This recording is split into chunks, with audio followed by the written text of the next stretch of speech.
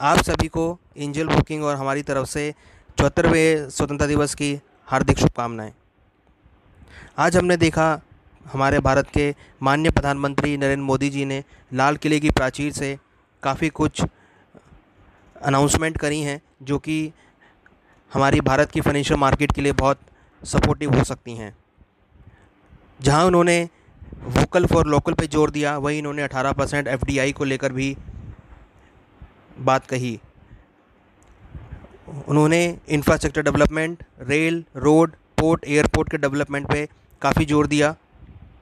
साथ में उन्होंने ये भी आइडेंटिफाई किया कि उनका फोकस, भारत का फोकस करीबन 7,000 नए प्रोजेक्ट्स के ऊपर है, जिससे भारत को इंफ्रास्ट्रक्चर सेक्टर में काफ़ी वृद्धि मिल सकती है। फार्मर्स के डबल इनकम के ऊपर हम पहले भी बात करते आए और हम इस बार भी हमने लाल किले की प्राचीर से उसी मुद्दे पर दोबारा से प्रधानमंत्री जी के मुख से ये बात दोबारा से सुनी गई।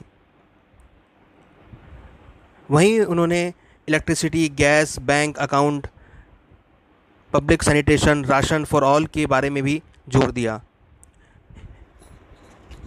साथ में उन्होंने वर्किंग फॉर जल जीवन मिशन के ऊपर भी जोर दिया। साथ में उन्होंने ये भी कहा कि आने वाले समय में सभी भारतवासियों को प्योर ड्रिंकिंग वाटर की सुविधा प्रोवाइड की जाएगी। तो कहीं ना कहीं देखें तो इंफ्रास्ट्रक्चर के ऊपर, पब्लिक यूटिलाइजेशन चीज़ों के ऊपर सरकार का काफ़ी ज़ोर देखने को मिला। होम फॉर एवरीवन जो कि भारत का एक सपना रहा है, वो हमें लगता है कि इस बार साकार होता हुआ दिखाई देगा, क्योंकि इस बार भी मोदी जी के द्वारा इस बात को कहा गया। अभी हमने recently new education policy launch होती हुई देखी है, जहां पर रिसर्च एंड डेवलपमेंट के ऊपर काफ़ी फोकस किया गया है। तो हमें लगता है कि न्यू एजुकेशन पॉलिसी भारत में अब जल्दी ही यहाँ पर देखने को मिलेगी।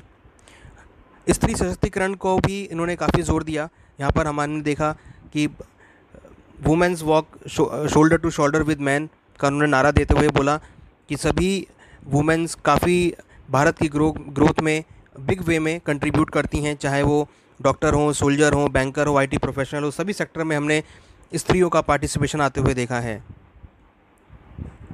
वहीं अगर हम हेल्थ सेक्टर की बात करें तो आज उन्होंने नेशनल हेल्थ मिशन को लॉन्च किया, जहां पर सभी को एक हेल्थ आई कार्ड दिया जाएगा, जो कि काफ़ी बड़ी एक उपलब्धि रहेगी।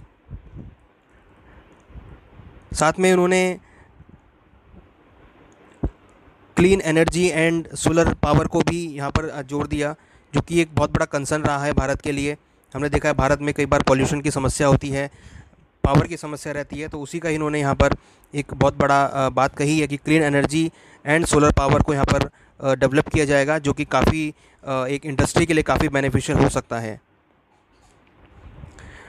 Healthy relationship from neighbour countries को भी उन्होंने यहाँ पर बात कही। एलओसी से लेकर एलएसी तक उन्होंने सभी के बारे में यहाँ पर बात को कहते हुए कहा है कि भारत अब अपने डिफेंस सेगमेंट को बढ़ाना चाहता है और डिफेंस के ऊपर उनका टॉप प्रायोरिटी पर रहेगा।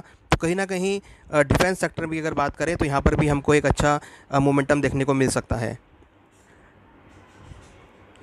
एक सबसे बड़ी बात हमने यहाँ पर देखी कि यूएन सिक्योरिटी काउंसिल में भारत को उपलब्धि मिली है। यहाँ पर भारत को 184 वोट्स मिले हैं 192 में से, जो कि काफ़ी बड़ी उपलब्धि है और भारत अब एक यूएन सिक्योरिटी काउंसिल का मेंबर बनता हुआ दिख रहा है।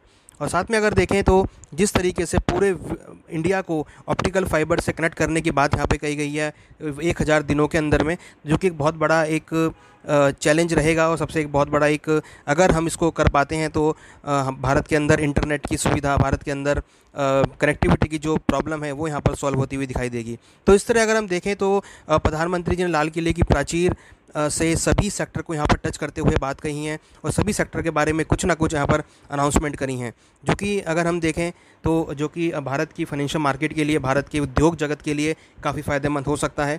हालांकि उन्होंने 18% एफडीआई की यहाँ पर बात कही है, साथ में उन्होंने इंफ्रास्ट्रक्चर पर जोर दिया है, साथ में उन्होंने हेल्थ सेक्टर पर जोर दिया है, साथ में उन्होंने स्त्री सशक्तिकरण पर जोर दिया है, साथ में उन्होंने डिफेंस सेक्टर पर भी यहाँ पर जोर दिया है। तो कहीं ना कहीं सभी सेक्टर जो कि एक इकनॉमी को चलाने के लिए काफ़ी उपलब्ध रखते हैं, काफ़ी महत्वपूर्ण होते हैं, उस पर मोदी जी ने यहाँ पर काफ़ी जोर दिया है।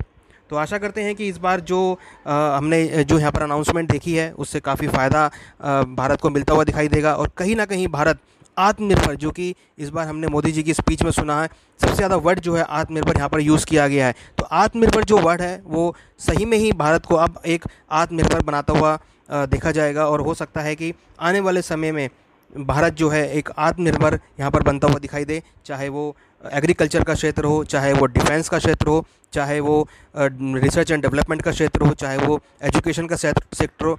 सभी सेक्टर में यहाँ पर भारत अब आत्मनिर्भर बनता हुआ दिखाई देगा। तो इसी के साथ आपका बहुत बहुत धन्यवाद, शुक्रिया। भारत माता की जय। जय हिंद।